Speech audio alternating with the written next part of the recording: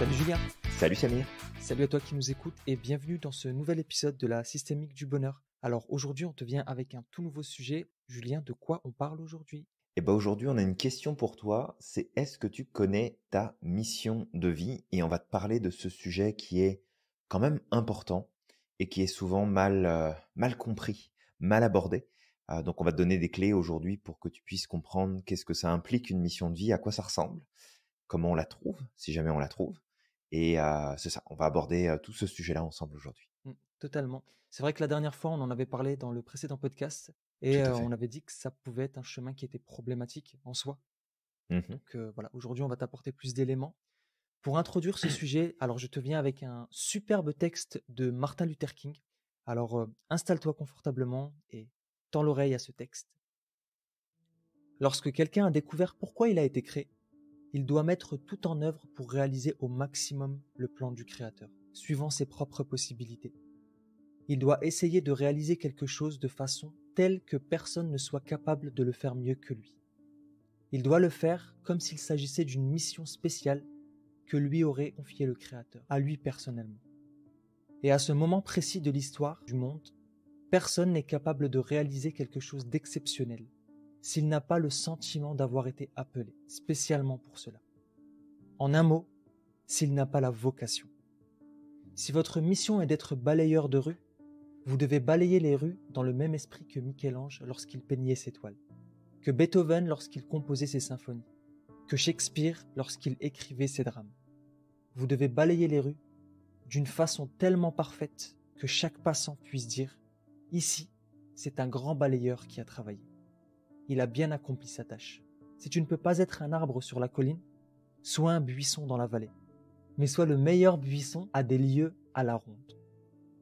Si tu ne peux pas être le soleil, sois une étoile. La valeur ne se mesure pas aux dimensions. Sois ce que tu es, mais sois-le consciemment. » Alors voilà, j'en ai fini avec ce texte de Martin Luther King et j'adore ce texte. Au Et travers très de ce... parlant. Ouais, il est très parlant.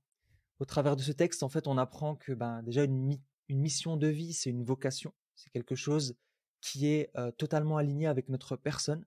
Alors quand je dis notre personne, c'est que c'est un but ou une mission de vie qui découle de nos propres qualités, de nos propres Mhm. vocations, souvent notre propre histoire, parce que notre histoire nous forge, elle nous construit, elle fait de nous la personne que nous sommes. Et ça me rappelle cette fameuse citation de Mandela qui disait que c'est parce qu'il avait été en prison qu'il aimait autant les enfants et qu'il ressentait autant de miséricorde vis-à-vis des enfants. Mm. Donc, toutes ces choses qui nous construisent, qui nous forgent, qui nous font, c'est ce qui nous permet justement d'avoir tout un ensemble de qualités, tout un ensemble de talents qui nous mènent vers notre mission de vie. En fait, si on les utilise consciemment dans notre voie, ben, ça mènera à notre mission de vie. On va être capable d'apporter quelque chose dans ce monde. Exactement. Bah, c'est un super texte. Merci pour ce partage-là, Samir. C'est super inspirant. Et oui, notre mission de vie est en lien direct avec notre identité profonde, la personne que nous sommes, nos forces, nos talents. Et j'ai envie de commencer ce podcast avec la distinction qu'il faut faire entre trouver la mission de vie et Mm. choisir sa mission de vie. Ouais. Et souvent, dans les discussions, les échanges ou ce qu'on peut lire et écouter, il y a cette notion avec laquelle je ne suis pas du tout en accord et je vais t'expliquer pourquoi. Ouais. C'est ce principe que on doit trouver notre mission de vie. Mm. Et en fait, une mission de vie, ça ne se trouve pas, ça se choisit. Dans le sens où l'univers, il va pas cogner à ta porte demain matin pour te dire « Et toi, tu vas faire ça de ta vie.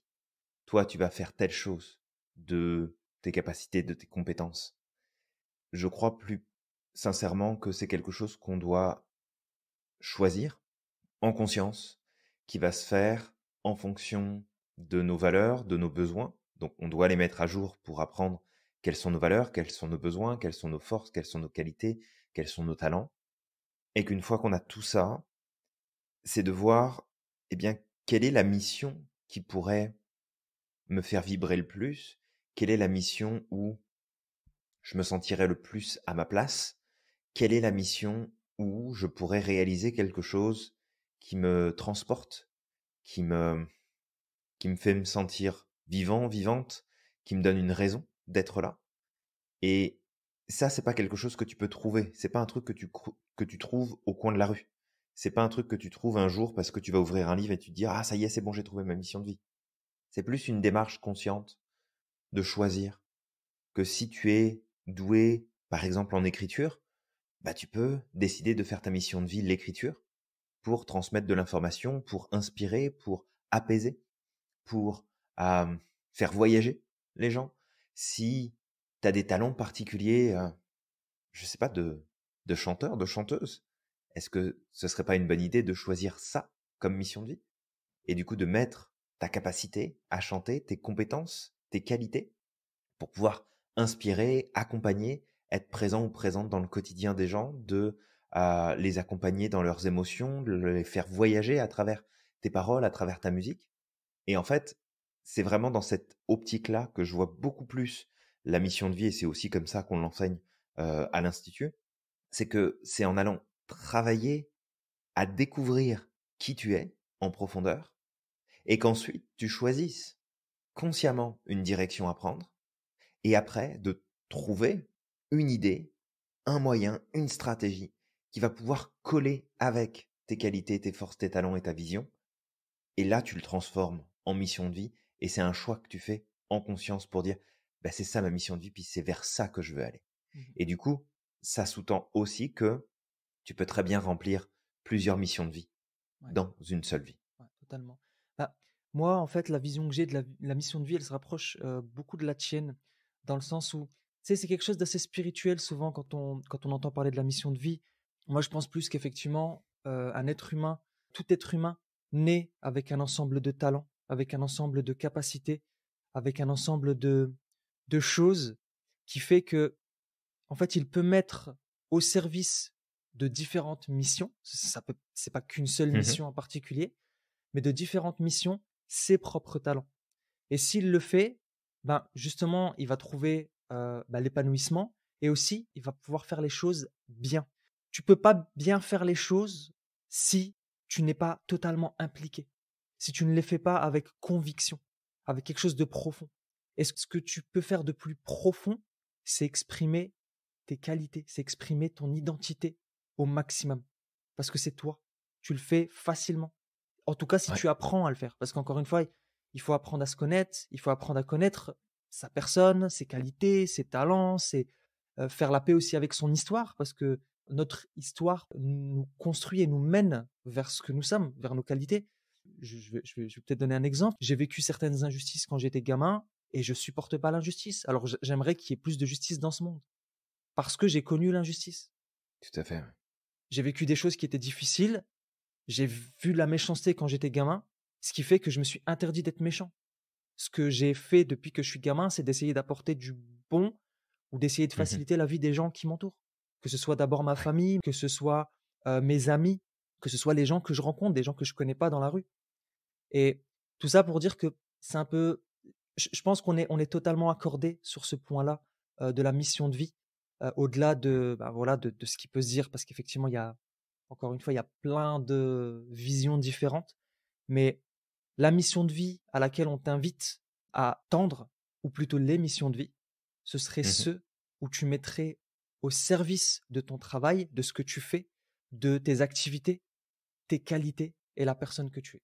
Ouais, tout à fait. Et tu vois, j'ai un point qui me vient en tête et qui est important, c'est que la mission de vie ne doit pas être vue comme une finalité Mmh.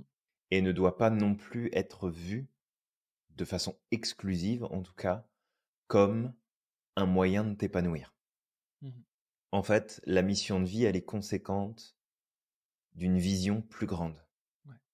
Là, tu viens de nous évoquer, Samir, que l'injustice, la méchanceté gratuite, c'est quelque chose qui t'a affecté beaucoup. Et probablement quand toi, tu as développé une vision d'un monde meilleur ou justement une version du monde où il y a moins d'injustice, voire plus du tout d'injustice, Mmh. cette vision-là, t'en verras probablement jamais la Tout à fait. couleur en vrai, mais parce que tu as cette vision, tu peux décider de choisir une mission ou des missions tout au long de ta vie qui vont tendre à pouvoir te rapprocher de cette vision-là. Mmh. Et c'est ça qui est important, c'est de voir que la mission de vie, avant tout, c'est un moyen, une stratégie concrète de passage à l'action, d'engagement de tes forces, de tes talents, de tes capacités, de ce qui est important pour toi, pour atteindre l'accomplissement de la vision. Même si on l'atteindra jamais, mais c'est le chemin qui va nous permettre de nous rapprocher de la vision qu'on peut porter au fond de nous. Ouais. Et que souvent, on va commencer à se poser, et je pense que ça fait partie en fait du processus d'évolution personnelle, mais qu'au départ, quand tu commences à mettre le pied dans cette direction-là, de dire bah tiens, j'aimerais bien trouver ma mission de vie, j'aimerais bien trouver quel est le sens que je dois donner à tout ça, j'aimerais bien trouver ma place dans le monde et me sentir bien. En fait, c'est le premier pas, mais c'est pas nécessairement la bonne direction. Parce que du coup, tu cherches une mission de vie où toi, tu vas prendre ta place, où toi, tu vas être important, où toi, tu vas compter. Et du coup, ta mission de vie, elle est orientée avant tout sur toi-même. Mmh. Besoin d'appartenance, besoin de reconnaissance, besoin de validation. Alors qu'en vérité, ta vraie mission de vie, tu vas la trouver quand tu vas regarder non plus vers toi, mais que tu vas regarder vers l'autre. Ouais. Parce que, encore une fois, si ta vision, c'est d'être riche à milliards, d'avoir une villa, d'habiter au bord de la plage, d'avoir une Lamborghini dans ton garage, de porter une Rolex en or et en diamant au poignet, c'est pas une vision, Ouais. c'est un désir de possession. Et ce désir de possession, à part te frustrer si tu n'arrives pas à l'avoir ou t'enlacer une fois que tu l'as obtenu, ça va pas te remplir, ça va pas te faire vivre, vibrer au quotidien. Ouais. Alors que ta mission de vie et ta vision, une vraie vision, c'est comment est-ce que je peux faire, moi, à mon niveau, une différence pour le reste de C'est ça. l'humanité. Mmh. Comment je peux marquer mon passage dans l'histoire de l'humanité pour faire en sorte d'avancer, d'évoluer, de grandir dans une direction particulière. Et à partir de là, tu définis tes forces, tes talents, tes qualités, tes compétences, ce en quoi tu es doué, et tu choisis une mission qui pourra changer et qui va sûrement changer en cours de route, puis c'est correct. Mais cette mission, ce sera, voilà, je décide de faire ça parce que ça va me rapprocher de ce que j'ai envie de voir se produire dans le monde. Ça va me rapprocher de la vision que j'ai en tête, même si je garde en tête aussi que je ne verrai très probablement jamais cette vision se réaliser, en tout cas de mon vivant. Ouais. C'est c'est une sorte de carotte un petit peu que tu mets devant, tu sais, devant un animal justement pour l'amener à avancer. Ça lui permet d'avancer et d'aller vers la destination. Donc, en quelque sorte, avec ce que tu dis là, ça permet de Mhm, tendre vers effectivement un monde meilleur, vers l'accomplissement de ce projet qu'on a, mais effectivement, on n'atteindra jamais totalement ce projet-là. tout à fait. Aussi, ce que tu disais tout à l'heure, tu parlais d'une catégorie de personnes où justement leur mission de vie était égoïste. Et ça me fait penser un peu à. En fait, il y a deux catégories de personnes. Il y a ceux qui mettent leur projet ou leur mission de vie au service de leur ego, et il y a ceux qui mettent Mhm, leur ego au service de tout à leur fait. mission de vie ou de leur projet. Et elle est là la Tout à grande fait. différence. C'est que celui qui va mettre le projet au service de son ego, bah, malheureusement, en fait, il n'est pas dans la bonne direction. Parce qu'au moindre problème, en fait, c'est son ego qui va prendre le dessus. Il va vouloir que Ouais, tout soit. C'est un peu comme s'il va être dans le contrôle, qui va vouloir que tout soit cadré comme lui il le veut. Alors que s'il met son ego au service du projet, bah en fait, c'est le projet qui est beaucoup plus grand. Et ça me fait penser tout à aussi à fait. cette notion d'holacratie dont on avait discuté une fois, parce que j'avais fait une Mhm. formation, je ne sais pas si tu te rappelles. Oui, je me Euh, souviens bien, ouais. on devait implémenter l'holacratie au sein de la startup dans laquelle je travaillais. Et en fait, l'holacratie, c'est exactement ça. C'est l'ego de l'ensemble du groupe qui est au Mhm, service du projet. C'est-à-dire tout à que fait. il n'y a pas de patron. Alors, il y en a, d'accord? Ça ne veut pas dire qu'il n'y a pas une personne, mais Ouais, il y a des responsables, ouais, tout à il y fait. a des responsables, mais c'est tout le monde qui est responsable de quelque chose. Ça veut dire que même le Mhm, créateur de la startup, bah, il va avoir des responsabilités, mais en quelque sorte, ces responsabilités ne font pas qu'il va diriger tout le monde. Tout le monde est quasiment au même niveau et ce qui va être au-dessus de tous les employés, dont même le créateur du projet, c'est quelque chose qu'on appelle une constitution. La constitution, c'est elle qui gouverne justement la structure. Ce qui fait qu'en fait, il n'y a pas de passe-droit, il n'y a pas de personnes qui sont au-dessus des autres. Tout le monde est soumis à la même règle. Et la règle, c'est la constitution. Exactement.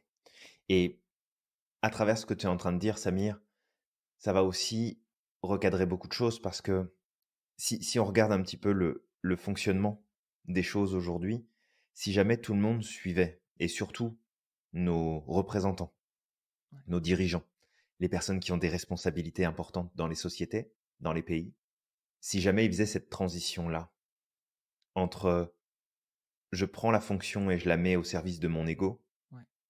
ou je prends la fonction et je mets mon ego au service de la cause que je veux défendre à travers cette position, on aurait très certainement en fait des changements ultra puissants, ultra profonds dans la société, parce que on ne serait plus en train de se regarder le nombril pour faire les choses. Et attention, avec Samir, on n'est pas en train de dire oublie-toi, intéresse-toi seulement au groupe, intéresse-toi seulement à la société, puis oublie ta personne, oublie qui tu es, oublie ton importance. Au contraire, c'est de te donner la priorité en t'appuyant sur tes forces, sur tes talents, sur ce qui fonctionne bien pour toi, sur ce qui t'épanouit, sur ce qui fait que tu te sens heureux, heureuse à ta place, et utilise ça de façon à pouvoir servir une cause qui te dépasse, qui va plus loin que la personne que tu es. Et en fait, je vais donner un exemple ici, c'est mon exemple personnel, mais quand j'étais enfant, pendant très très longtemps, j'ai eu une souffrance intérieure dans tout ce que je pouvais voir et entendre du monde qui m'entourait. Et honnêtement, là, j'ai eu une enfance qui a été simple, qui a été facile. J'ai vraiment pas à me plaindre, là. J'ai eu des parents juste extraordinaires. J'ai eu une famille qui était proche, avec effectivement des petits soucis familiaux, mais enfin rien de bien extraordinaire comparé à d'autres situations qui peuvent être vraiment complexes. Mais j'avais une souffrance importante sur le, le monde, sur ce qui se passait, sur les injustices qui pouvaient se vivre, les injustices que je pouvais voir autour de moi, les injustices que je pouvais aussi vivre, parce qu'on en vit tous plus ou moins à un certain moment. Et ça m'a donné cette envie aussi de partir très très jeune. Tu sais, je pense qu'à l'âge de 10-12 ans, grand maximum, j'avais abandonné mon projet de devenir boulanger magicien pour partir vers la psychologie humaine, parce que pour moi, ça faisait du sens d'aller dans ce sens-là. Et je me disais, OK, bah, si je fais ça, je vais pouvoir aider les gens en fait à aller mieux. Et c'est ce que j'ai fait. J'ai travaillé, j'ai fait de la consultation en psychothérapie pendant plusieurs années, et j'ai aimé faire ce travail-là. Ça répondait à un moment donné à une partie de ma mission. C'était chouette. Et puis après, j'ai fait une transition vers une autre approche qu'est le coaching, entre autres à travers la sophrologie, la PNL et puis d'autres techniques. Et puis j'ai développé de plus en plus l'approche formation aussi, parce que tout ça, bah, ça me permettait en fait de démultiplier l'impact, d'avoir plus d'impact par rapport à la vision du monde que je voudrais voir se mettre en place un jour. Mais c'est vraiment de voir que peu importe où tu en es aujourd'hui, peu importe ce que tu as choisi, tu as encore la possibilité, tu auras toujours la possibilité de pousser un peu plus loin ta mission, de la modifier, de l'ajuster, lui donner une direction plus juste pour dire, bah, avec ce que je viens d'apprendre, avec ce que je sais, avec ce que j'ai déjà fait, je le vois bien si, oui ou non, ça me permet d'aller plus rapidement, plus en profondeur, de façon plus forte, plus intense vers ma vision. Et la question, du coup, c'est de se dire, est-ce qu'aujourd'hui, toi qui nous écoutes, est-ce que déjà tu as une vision? Puis si tu n'en as pas une, c'est le temps de travailler dessus, plus que sur ta mission d'ailleurs. Travaille d'abord sur ta vision et ensuite de se poser la question, est-ce que ce que j'accomplis, ce que je fais au quotidien, ça me permet de me rapprocher de ma vision? Oui ou non? Et si ça le fait, est-ce que c'est le moyen le plus optimal que je puisse utiliser? Est-ce que ma mission comme un moyen de transport me permet de me rendre de la manière la plus juste et la plus équilibrée vers la réalisation de cette vision? Et je crois sincèrement que si tu peux répondre à ces questions-là, ou au moins te remettre en question à travers ces questionnements-là, ça te remettra sur le droit chemin. Le chemin qui est droit pour toi, en tout cas, et de recentrer, de sortir de l'ego qui veut plein de choses et de servir de cette dynamique pour accomplir quelque chose qui te dépasse, qui est plus grand que toi. Parce que je crois en tout cas profondément que quand tu es connecté à quelque chose qui te dépasse, c'est le meilleur moyen de te dépasser toi-même pour accomplir des grandes choses. Mmh. Donc, c'est une piste. En tout cas, je t'invite à réfléchir là-dessus. Ouais, exactement, c'est super intéressant, ce que tu nous partages là. Et pour revenir justement à ce qu'on disait sur le fait de mettre son ego au service d'une cause, et tu parlais des présidents, justement, des hommes politiques. Bah, moi, ça me fait Mmh. penser à une femme politique néo-zélandaise, donc c'est Jacinda Ardern, Oui. et c'est la première ministre de Nouvelle-Zélande. Et cette dame-là, je la trouve ultra inspirante et surtout ultra authentique. Et je l'ai vu aussi au travers de la gestion de la pandémie. Alors, au travers du monde, ce qui a fait le plus de mal, c'était l'incohérence. C'est-à-dire, un jour, on dit quelque chose, puis le lendemain, on dit autre chose. Puis un jour, on dit quelque chose, puis le lendemain, on dit autre chose. Mmh. Et elle, en fait, elle a été cohérente dans son discours du début jusqu'à la fin. Et en fait, son discours, c'était: je ne veux pas risquer la vie des personnes âgées chez moi pour l'économie. Mmh. Alors, je prendrai toutes les décisions nécessaires et je resterai cohérente du début jusqu'à la fin pour Ouais. préserver des vies. Parce que ces personnes âgées, c'est des pères, c'est des mères, c'est des Mmh. grands-pères. Et moi, je ne peux pas accepter que l'économie passe avant la vie humaine. Ce qui fait qu'en fait, la Mmh. gestion de la pandémie chez elle, elle s'est pas passée de la même manière que dans certains pays où bah, les hommes politiques, un jour, ont dit qu'il fallait pas porter le masque, et puis un jour, il faut porter le masque, et puis un jour, il faut se faire vacciner, et puis un jour, bah, finalement, il n'y a pas suffisamment de vaccins. Je fais juste un constat de ce que j'ai pu voir, et je peux comprendre que au travers de tout ça, tu as des gens qui se méfient par la suite. Parce que ce qui tue quelque chose, c'est l'incohérence. Ouais. Mais elle, du début jusqu'à la fin, elle avait un discours, c'est: je veux sauver ma population. Je ne prendrai aucun risque, même si ça implique que l'économie en souffre. Et jusqu'à Tout à aujourd'hui fait. encore, et elle continue à persévérer dans sa propre voie, et elle a sa population derrière elle. Bah, c'est un super exemple justement d'intégrité. Alors après, on fait pas de politique ici. Voilà, on fait On pas dit de pas, bah, politique, est-ce qu'il effectivement. faut faire la même chose ou pas? Mais Mm. c'est vraiment ce côté où je prends des décisions, je prends un engagement, je vais dans une direction particulière avec l'intention de bien faire. Et après, on est d'accord ou pas avec les stratégies, C'est ça ça. c'est autre chose, c'est un point de vue. Mais c'est vraiment de voir que on porte toutes et tous en nous des valeurs, des besoins aussi. On porte des vertus, on porte des visions qui nous dépassent. Et si on n'est pas connecté à une vision, bah encore une fois, c'est difficile de pouvoir trouver notre place et de se sentir pleinement épanoui. Donc ça fait partie du process. Mais que si tu t'accroches à cette vision et que tu dis, bah moi, cette vision-là, et elle peut évoluer, hein, bien sûr, mais cette vision-là, c'est ce vers quoi j'ai envie de tendre, c'est vers ça que j'ai envie d'aller. Déjà, bah, ça va faire de toi naturellement une personne beaucoup plus inspirante Ouais. parce que tu vas naturellement t'aligner avec ça. Tu vas réfléchir à travers ça. Tu vas penser à travers ça. Tu vas décider à travers ça. Tu vas incarner aussi. Et c'est ça, tu vas l'incarner. Et derrière, tu vas pouvoir peut-être prendre un travail dans une entreprise qui va représenter les valeurs que tu défends. Peut-être que tu vas aussi décider de t'intégrer dans des assos ou dans des ONG ou peu importe pour dire, ben voilà, c'est ma façon de contribuer, ça fait partie de ma mission de vie pour satisfaire la vision que j'ai. Puis ça peut être aussi de devenir entrepreneur ou entrepreneuse et de créer quelque chose du tout au tout pour dire, bah voilà, je veux jouer selon mes propres règles, je veux jouer selon mes propres conditions, je veux pouvoir faire la différence qui m'intéresse vraiment de faire dans le monde. Et ça, en fait, c'est accessible à n'importe qui. C'est même encore plus accessible aujourd'hui que ça a pu l'être dans les décennies qui se sont écoulées. Parce qu'aujourd'hui, te lancer en affaires, te lancer en activité, ça n'a jamais été aussi simple.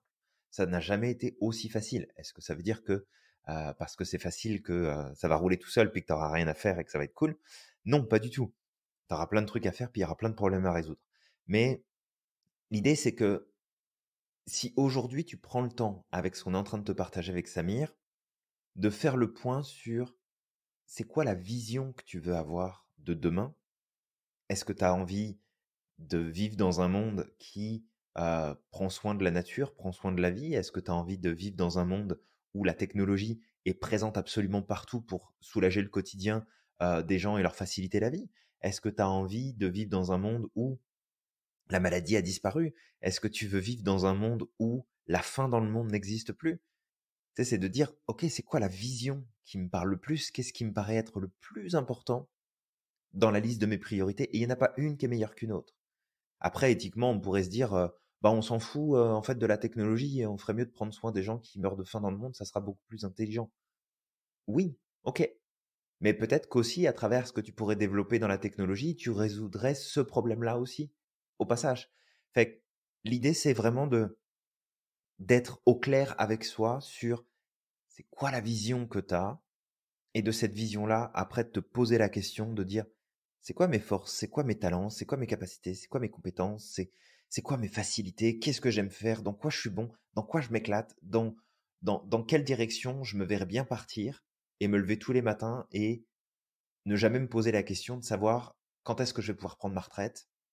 Mais dans ce cas-là, ça veut dire que tu peux trouver, mettre à jour tout ça et choisir ta mission de vie qui va remplir une partie du chemin, sûrement pas tout, mais au moins une partie du chemin pour aller vers la vision qui t'intéresse vraiment. Ce que tu as envie de voir se mettre en place dans le monde. Et ça appartient à tout le monde. Peu importe où tu es, peu importe où tu te trouves là, qu'est-ce que tu as envie de choisir comme mission pour satisfaire la vision que tu as en tête? Ouais, exactement. Il y a des exemples, justement, si on prend l'histoire de Martin Luther King, lui-même, justement, il a fait de Mhm. sa vie, en quelque sorte, une incarnation de sa propre mission de vie. Tout à D'autres fait. personnes, comme Mandela, alors Mandela, il a été déjà dès le départ, quand il était enfant, il a été emprisonné parce que, justement, il s'était opposé à l'injustice. Et puis, ben, en sortant de prison, il a pu justement poser des actions, après Mhm. plusieurs années quand même d'enfermement. Mais je pensais alors encore une fois, je vais citer que des hommes, hein, je sais que certains vont peut-être s'insurger, mais c'est ceux en tout cas que je cite le plus Que tu as en souvent, tête, ouais. Mhm. ouais, et que j'ai en tête. Mais effectivement, il y a beaucoup de femmes, bah, j'ai cité d'ailleurs ne serait-ce que Il y en a vraiment beaucoup. la Tout la à fait. première ministre néo-zélandaise. Mais alors je pense à Steve Jobs justement qui a incarné sa mission de vie, mais au travers de plusieurs projets. C'est-à-dire qu'au départ, lui, il était passionné de technologie, etc. Il voyait justement la technologie quelque chose qui pourrait faire évoluer l'humanité, Mhm. faciliter aussi l'enseignement, etc. Et au départ, qu'est-ce qu'il a fait? Il a créé Apple, justement. Il a commencé avec des ordinateurs. Donc, au départ, il avait travaillé pour Hewlett-Packard. Et par la suite, en fait, tellement il était passionné, il a rencontré son camarade Steve Wozniak, qui tous les deux ont commencé justement à mettre en place, à travailler, à bidouiller. Et ils ont créé le premier ordinateur Apple. Et puis après, il a créé cette société. Mais au bout de quelques années, il s'est fait virer de sa propre société, Mhm. qui était sa, en quelque sorte, on aurait pu dire, c'est uniquement sa seule mission de vie. Mais qu'est-ce qu'il a fait derrière? Il a été embauché donc par Pixar et il a créé une autre société. Il a créé Next, justement pour pouvoir encore une fois se relancer dans la voie de l'informatique, faciliter, simplifier, rendre l'informatique accessible à tout le monde. Surtout, il me semble que Next, c'était plus pour l'éducation. Donc, de faire en sorte que les ordinateurs soient ergonomiques et potentiellement utilisables par tout le monde. Mhm. Mais en même temps, il travaillait aussi chez Pixar. Pixar qui faisait aussi au départ des ordinateurs qui permettaient justement de faire des calculs graphiques, de créer tout ce qui était imagerie 3D. Mhm. Et il s'est vite rendu compte que, en fait, ça marchait pas, ça coûtait trop cher, ces ordinateurs-là. Donc, qu'est-ce qu'il a fait? Il a exploité justement les connaissances de Pixar et ils ont fait quoi? Il a changé la vision de l'entreprise pour créer de l'art, en fait, de l'animation 3D, des films d'animation, etc. Et Toy Story, il a été développé principalement lorsqu'il était là. Et Mhm. en fait, en gros, tout ça pour dire que après, il est revenu chez Apple, mais le cœur, ou plutôt la mission de vie de Steve Jobs, c'était pas les ordinateurs, c'était l'art. C'est que c'est un artiste, Steve Jobs. Et au travers de ce qu'il faisait, au travers de l'informatique, au travers de ses produits Apple, au travers de ce qu'il a pu proposer au sein de Pixar, si Mhm. Pixar aujourd'hui est l'entreprise qu'on connaît, c'est grâce à lui. C'est lui qui a justement posé les bases. Et Bah, c'est parce que justement Steve Jobs était un artiste et il aimait en fait que les gens fassent ressortir leur art. Et par exemple, ne serait-ce que les ordinateurs Apple, lorsque tu ouvres justement un ordinateur Apple, tout est bien et symétrique et propre, etc. Et il avait dit, enfin, ses employés au départ posaient des questions, mais pourquoi il y a personne qui va ouvrir l'ordinateur? Et en fait, il Mmh. expliquait que pour lui, la machine devait être aussi belle à l'intérieur que dedans. Même si personne n'ouvre, il fallait qu'en fait, comme le disait Martin Luther King, il fallait qu'on fasse tout de la meilleure des manières. Mmh. Et que si on faisait bien les choses à l'intérieur, forcément, ça allait se transposer sur l'ensemble de la machine, aussi bien sur le système d'exploitation que sur les circuits imprimés, que sur le design extérieur des machines qu'ils ont créées. Et d'ailleurs, l'un des premiers ordinateurs d'Apple qu'ils avaient créé, il avait même demandé à chacun de ses employés de signer. Et en fait, si tu ouvres l'ordinateur, tu pouvais voir la signature de tous ceux qui avaient travaillé sur la machine. Donc ça, c'est un OK. exemple. Il avait Apple, mais après, il a dû, par la force des choses, il a été mis en dehors d'Apple, mais il a continué d'incarner sa mission de vie au sein d'autres projets. Et il le Mmh. faisait tellement bien bah, qu'il a fait en sorte que bah, Pixar, aujourd'hui, c'est une référence dans tout ce qui est film d'animation. Tout à Au fait. même titre qu'Apple, lorsqu'il est revenu à Apple, Apple n'a pas su s'en sortir sans lui. Lorsqu'il est revenu, bah, il a hissé Apple au rang des plus grandes entreprises de ce monde. Si on prend Elon Musk, pareil. Alors Elon Musk, l'une de ses missions de vie, c'est la survie de l'humanité. Encore une fois, c'est une déduction que je fais, mais au travers de ses projets. Pourquoi? Bah, au travers de SpaceX, c'est quoi? C'est de faciliter la conquête spatiale, de pouvoir permettre à Mmh. l'humanité potentiellement, dans le futur, d'aller s'installer ailleurs, parce que justement aujourd'hui, ben, avec ce qui a pu se passer ces derniers siècles, avec l'ère industrielle, bah, la Terre est polluée, il y a des espèces qui sont en train de disparaître, ce qui fait que malheureusement, ben, on est peut-être à quelques années d'un point de non-retour. Donc lui, qu'est-ce qu'il fait? Au travers de SpaceX, bah, qu'est-ce qu'il fait? Il essaye de permettre à l'humanité de survivre le plus longtemps possible. Mais pas que, parce qu'à côté, il a développé Tesla. Alors encore une fois, on peut, on peut discuter sur les véhicules Tesla parce que les batteries sont Mmh. difficilement recyclables. Mais lui au moins, je pense que lui au moins, il a essayé de poser une action vers quelque chose qui va être différente et peut-être qu'il va trouver des moyens de recycler les batteries par la suite. Mais il avance pas par pas. Tout à fait. Et Tesla, bah, c'est quoi? C'est d'essayer d'éviter justement de polluer la planète davantage. Et puis après, je crois qu'il a d'autres projets avec son fameux. Alors, il en faisait partie avec The Boring Company, le fameux espèce de métro sous vide. Alors, je sais plus comment ça s'appelait. Ah, le l'hyperloop? Ouais, voilà, l'Hyperloop, justement, qui Mmh. permettrait de faciliter aussi les transports en commun, de relier le monde entre eux. Donc, pareil, ça Mmh. permet aussi de relier les gens entre eux. Donc, ça, c'est une autre de ses Mmh. missions de vie. Et une autre de ses missions de vie encore, qui est en lien avec l'Hyperloop, pardon, c'est Starlink. Oui, exact. Qu'il a récemment en plus utilisé pour, redonner accès à internet, dans le cadre de la guerre en Ukraine. C'est ça. Donc Mais oui, c'est ça, c'est plein d'entrepreneurs qui ont décidé, enfin plein, là on t'a donné 2 exemples, mais c'est des entrepreneurs qui ont décidé de prendre en main, des choses et effectivement, tu disais que, là, c'était des hommes que tu voulais mettre, en avant et tu les cites très souvent ouais, parce que, bah, tu les reconnais aussi, tu apprécies ce qu'ils mettent en place, tu c'est ça. apprécies, les choses en tout cas qui ont été Leur faites et la ambition, leur dynamique. vision, Ouais, c'est ça, ouais, exactement. Mais il y a plein de femmes qui sont totalement. inspirantes. Ouais, il y en a énormément. Ah, moi, j'ai une amie qui s'appelle Dado. Peut-être qu'elle écoutera ce podcast d'ailleurs. Mais Dado qui a fondé en fait sa compagnie de cosmétiques qui s'appelle Dado Cosmétiques. Et elle est super inspirante aussi parce que elle a rencontré des problèmes personnels dans le cadre de l'utilisation de produits cosmétiques pour elle-même, mais aussi pour ses enfants.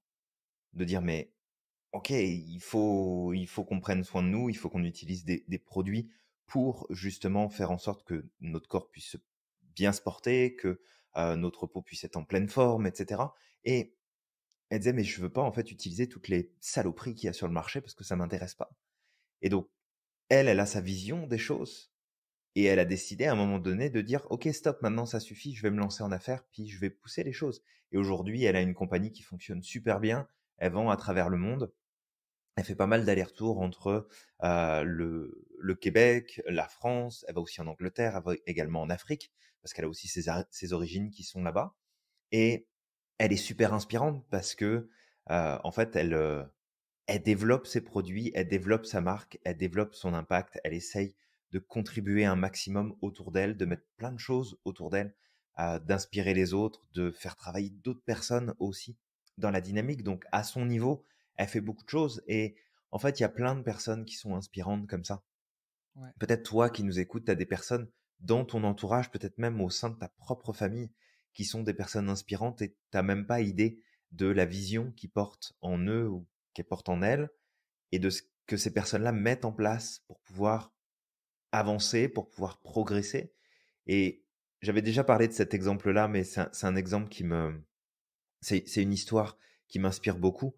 Je sais pas toi qui nous écoutes si tu te souviens, parce cette photo-là est souvent mise dans les manuels d'histoire à l'école. Cette photo de cette petite fille asiatique qui Mm. part en Ouais. courant, qui est nue en fait, qui part en courant de son village qui a été bombardé par du napalm. Et en fait, elle a été brûlée sur une grosse partie de son corps. Et le nom de cette petite fille, c'est Kim Fook. Et Kim Fook, en fait, elle réside maintenant, si je dis pas de bêtises, à Toronto. Donc, elle est au Canada et elle a décidé de vouer toute sa vie à travers sa fondation pour défendre la protection des enfants et le combat contre justement les guerres dans le monde pour éviter que les familles et les enfants soient les victimes collatérales de conflits en fait qui souvent se tiennent entre deux individus qui sont à la tête d'un pays puis qui passent à travers leur population pour savoir qui est la plus grosse. Donc c'est super inspirant en fait. Il y a plein de femmes qui sont super inspirantes. Il y a énormément de femmes entrepreneurs en Afrique, moi, qui me font halluciner de par leur engagement, de par ce qu'elles développent, de par ce qu'elles mettent en place, de par comment elles mettent des choses en place. Je regardais il y a pas si longtemps encore, alors j'ai plus le nom de ces personnes-là, mais sont des femmes qui ont développé, en fait, dans leur pays, le principe du microcrédit pour accompagner d'autres Ouais. femmes à pouvoir devenir entrepreneurs et se lancer en affaires. Et moi, je trouve ça tout simplement extraordinaire de voir que n'importe quel individu a plus de pouvoir s'il décide de prendre que n'importe quel gouvernement, que n'importe quel système qui est en place. Si les règles ne te plaisent pas, si le système ne te convient pas, si tu le trouves injuste, si tu trouves que ça ne fait pas de sens, tu as le choix d'aller manifester contre et d'utiliser ton énergie à essayer de te battre contre des dinosaures, contre un système qui est plus grand, plus fort, plus puissant que toi. Ou alors, tu peux faire comme Elon Musk, parce qu'il y avait un article justement sur lui et sur son mode de fonctionnement. C'était un article dans le cadre de l'entrepreneuriat où justement il mettait l'accent sur le fait que il respectait aucune règle. Mm. Il faisait les choses selon lui, selon ce qu'il décidait être juste ou pas. Alors après, on peut se dire, ouais, mais Elon Musk, il a des milliards. Moi, j'ai peut-être 5000 boules dans mon compte en banque. Je peux pas faire la même chose. Mais en fait, ce qui est important de comprendre ici, c'est que c'est pas tant les moyens que tu as à disposition, c'est les putains de règles que tu écoutes, qui sont écrites nulle part et que tu t'imposes de suivre. Et c'est ça, en fait, où on peut faire bouger les choses, on peut faire évoluer les choses en se disant, bah, en fait, je respecte des règles aujourd'hui qui sont tacites, qui sont écrites nulle part, que je présuppose. Et en fait, si je faisais sauter ces règles-là et que je faisais les choses à ma façon et différemment et que j'ajustais les éléments, alors on pourrait commencer à avoir des trucs super intéressants. Je vois par exemple quand quand je vivais encore en France et que j'allais faire des missions sur Paris, j'étais souvent dans le même quartier. Et dans ce quartier-là, je trouvais génial parce qu'il y avait un supermarché qui était en place, mais c'était un supermarché qui était détenu par une collectivité. C'est-à-dire que c'était pas une grande marque, c'était un magasin qui vendait des produits bio. Mm. Et en fait, le magasin tournait grâce aux utilisateurs du magasin. C'est-à-dire que chaque utilisateur, alors pas tous, mais en tout cas une partie des utilisateurs, s'étaient mis d'accord entre eux pour dire bah regarde, je vais prendre un petit peu de temps dans ma semaine pour pouvoir m'occuper du magasin. Et en fait, toutes les personnes qui travaillaient dans ce magasin ne travaillaient pas pour le magasin, ils avaient chacun leur travail, chacun leur activité, mais ils prenaient du temps pour dire, OK, puisque je ne suis pas d'accord avec le fonctionnement de l'agroalimentaire, puisque je suis pas d'accord avec le principe des supermarchés, parce que je suis pas d'accord avec justement tout ce qui se passe sur le marché de l'alimentation, de la boisson, etc. Bah regarde, on va faire ça, les choses différemment. On va se trouver des producteurs chez qui on va les acheter.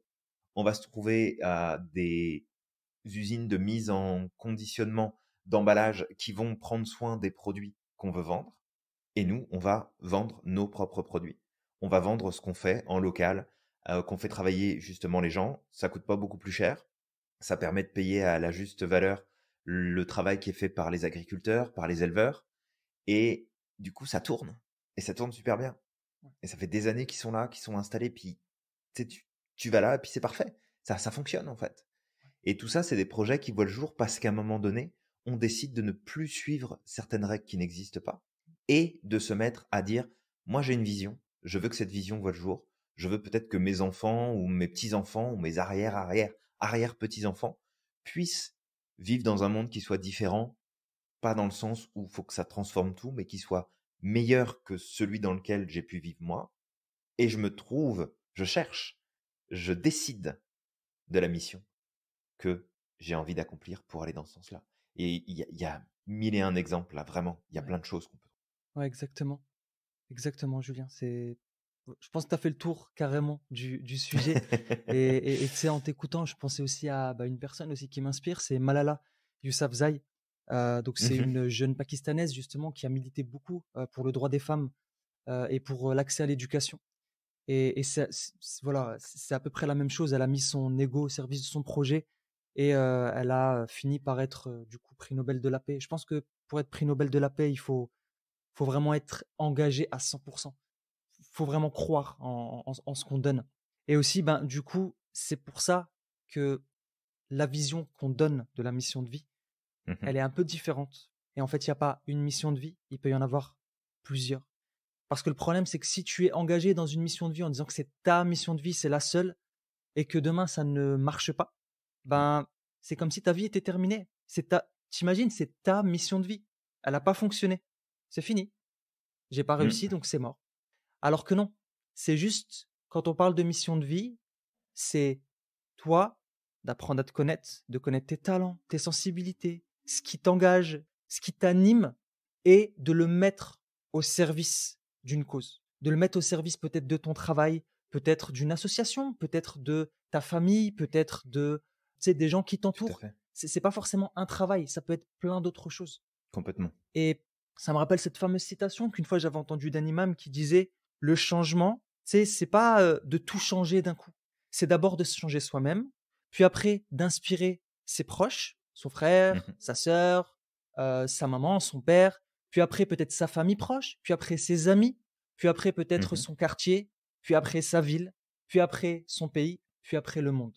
Et c'est ça en fait, c'est que quand tu laisseras exprimer ton identité profonde, tes qualités, au service d'un projet, de quelque chose qui peut faciliter la vie des autres, à ce moment-là, au fur et à mesure que tu vas l'incarner, tu vas poser ta pierre et tu vas permettre au monde de changer. Peut-être que tu seras plus là, c'est pas grave. Moi, je veux dire, j'aimerais voir plus de justice dans ce monde, j'aimerais voir plus d'inclusivité dans le sens où c'est moins de racisme, les gens s'acceptent entre eux, plus de mhm. bonté vis-à-vis des gens, même si on n'est pas d'accord, même si on n'est pas pareil, même si peut-être on n'est pas d'accord sur certains points, il y a toujours des points sur lesquels on peut s'unir. Il y a plein de gens avec qui, tu sais, j'ai des amis qui votent Le Pen. Encore une fois, quand je dis Le Pen, je parle de Jean-Marie Le Pen, donc c'était encore au-dessus. Mhm. Mais tu vois, je me suis pas arrêté à ça parce que je sais que ces personnes-là, ils ont plein d'autres qualités sur lesquelles je peux être d'accord avec eux. Ils ont des valeurs avec lesquelles je peux être d'accord avec eux. Mais il y a des Mhm. choses sur lesquelles je suis totalement en opposition et je les comprends pas. Mhm. Mais c'est pas grave, Ouais, on ce qui peut est normal. s'entendre sur plein d'autres choses. C'est une facette de sa personnalité, mais il y en a peut-être 50 sur lesquelles on peut être d'accord. Et ça n'empêche qu'on peut se respecter, qu'on peut partager sur des choses, qu'on peut apprendre, qu'on peut s'entraider, qu'on peut apporter quelque chose ensemble. Donc, Ouais. moi, voilà. En fait, si je devais donner un mot à ce ce qui m'anime le plus, c'est la tolérance. Voilà. Mmh. La tolérance, c'est très important pour moi. Ouais. Et voilà, et en fait, cette tolérance-là, peut-être que je la verrai pas de mon vivant. Mais tu sais, moi, je pense à ces fameux bâtisseurs de cathédrales. Ils ont commencé Mmh. à construire des édifices extraordinaires aujourd'hui qui sont là et qui, je veux dire, qui ont une histoire et qui perdurent dans le temps. Mais les personnes qui ont commencé à construire ces édifices-là savaient pertinemment qu'ils verraient pas le résultat final. Mmh. Parce que parfois, ça a pris 500 ans. Parfois, ça a pris 2, 3 siècles, 4 siècles, justement pour que le monument soit terminé. Ceux qui ont commencé à bâtir Notre-Dame, je veux dire, n'ont jamais vu le résultat final. Ceux qui ont commencé à bâtir, alors je me rappelle qu'il y avait une espèce de cathédrale ou je sais plus quoi au sommet du Mont Saint-Michel. Alors je me rappelle, j'avais visité le Mont Saint-Michel et puis j'avais vu justement les maquettes. Ça a pris Mmh. plusieurs années et ceux qui ont commencé ne savaient même pas peut-être que au final, le résultat final serait le monument qu'on a aujourd'hui. Ouais, tout à fait. Et c'est ça l'humanité, c'est qu'on est un tout. On est tous ensemble, on est tous unis. Ouais. Et on peut pas tout faire tout seul. On s'autosuffit pas de toute manière. Ça, je l'avais dit la dernière fois, la seule personne qui s'autosuffit, selon moi, selon ma croyance, c'est Dieu. Et il a besoin de Mmh. personne. Il a même pas besoin de nous, en fait. Mais Mmh. nous, justement, on a besoin. Alors, si tu es croyant, bien sûr, tu as besoin de Dieu. Si tu es autre chose, bah, tu as besoin effectivement de ce qui est au-dessus de tout ça, Mmh. de l'humanité, de de ce qui transcende tout ça. Mais Mmh. aussi, on a besoin les uns des autres. On a besoin de nous les uns les autres. Et c'est comme ça qu'on pourra construire quelque Complètement. chose. On est, on est une fourmi. On est une fourmi. Tu sais, on travaille Mmh. pour quelque chose qui est meilleur, pour apporter quelque chose de meilleur, pour apporter un meilleur monde pour nos enfants, pour nos futurs enfants, pour les enfants des autres. Et on espère effectivement que cette société sera meilleure. Et pour finaliser, parce que sinon je vais faire une Vandame, là, je suis au plus profond de moi-même, c'est Tu mes parti émotions là. qui s'expriment. Ça me fait penser à justement un de nos étudiants aussi qui parfois, quand il est au plus profond de lui-même, ça jaillit. Il se reconnaîtra peut-être. Et en fait, il y a une citation qui nous vient, donc, alors encore une fois, je vais faire un partage de ma culture, qui nous vient d'un imam qui s'appelle El-Rafi'i, donc El-Rafi, si je faisais Mmh. la translation, qui dit que si tu n'ajoutes rien à cette vie, alors c'est que tu étais en trop sur elle. Bah, si tu dois trouver justement une manière de mettre au service du monde tes qualités, la Mmh. personne que tu es, bah fais-le de manière à ce que tu rajoutes quelque chose dans cette vie. Et fais-le bien. Tout à fait. Parce que si tu es juste dans la jouissance et dans le je prends, bah malheureusement, c'est que tu es en trop. Alors, ça peut être assez dur à entendre, mais ce que je veux dire, c'est que malheureusement, dans 2, 3, 4 siècles, tu n'auras rien apporté justement aux futures générations. Mmh. Ouais, alors que tu peux faire le choix aujourd'hui de faire une différence, aussi petite soit-elle, elle va contribuer à faire bouger les choses. Donc, en tout cas, c'est ça. Merci Samir pour ton partage. Et puis, on espère, toi qui nous écoutes, qu'on t'a inspiré avec ce nouveau sujet, sujet dont on reparlera très probablement dans d'autres podcasts, dans d'autres rencontres, parce que ça revient souvent et que Ouais, c'est un sujet qui est important. ouais. Donc, on peut pas non plus passer à côté. Mais si on doit résumer, rappelle-toi de mettre à jour tes forces, tes talents, tes capacités, tes qualités, tes compétences, tes facilités, là où t'es bon, là où t'es bonne dans ce que tu fais. Déclare ta vision clairement dans ta tête, dis-le, exprime-le, fabrique cette vision claire de à quoi tu veux que le monde ressemble, vers quoi tu as envie de tendre, et ensuite choisis la mission qui va te permettre de faire les premiers pas et peut-être te guider tout au long de ta vie pour aller vers cette vision, ou alors peut-être de tout simplement bâtir au fur et à mesure des missions de vie différentes C'est ça. pour te rapprocher de plus en plus et faire des choses qui font de plus en plus de sens. Donc on va te laisser sur cette note-là. Réfléchis, prends le temps de te poser. Tu ne trouveras pas ta mission, tu vas la choisir à Mm. partir du moment où tu auras trouvé ta vision, celle à laquelle tu veux te raccrocher, et que tu auras compris qu'il faut mettre non pas ce que tu fais au service de ton ego, mais ton ego au service de ce que tu accomplis. Totalement, totalement. Et en plus, justement, de la choisir, ben, tu vas aussi la construire, tu vas aussi la découvrir, tu vas l'affiner comme un Tout à fait. diamant, en fait. Voilà, tu vas la tailler, l'affiner jusqu'à ce que justement, bah, ton diamant va avoir des multiples facettes et ta mission de vie va avoir des multiples facettes. Tu pourras contribuer Mmh. sur plein de projets différents et tout en laissant ton être s'exprimer au travers au travers de cette cause ou pour cette cause-là qui t'est chère. Donc voilà, donc toi qui nous écoutes, on t'invite à liker ce podcast, à partager, à aimer et à commenter si tu as envie de justement nous partager ton feedback. Ton feedback est très important pour nous. Ça permet aussi de Complètement. faire vivre justement ce partage que nous donnons. Et puis, je te dirais de croire au maximum en ton potentiel. Exact, n'oublie pas à quel point tu es magique et que tu as le pouvoir de réaliser tout ce que tu souhaites. Et on te dit À à la la prochaine. prochaine.